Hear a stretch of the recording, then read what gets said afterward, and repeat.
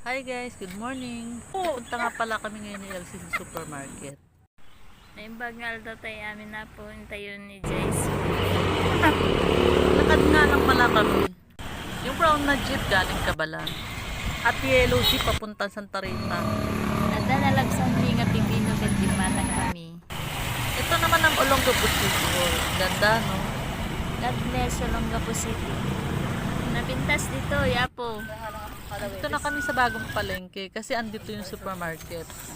Doon tayo pupunta guys. Ayun no, yun, yan. Yung Chowas for everything. Hintayon.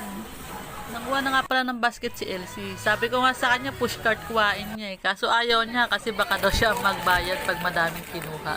At ayan, nanguha na nga ako ng kanton, yung manghang. Ganda mamili dito guys kasi kompleto dito. Naka-add, ti kape.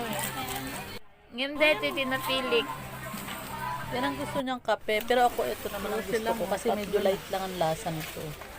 Kumuha na nga rin pala ako ng paborito naming biskuit. Kaya dito iti ginatang ni. Kaya to yan, ti paborito ko pa yung bawan.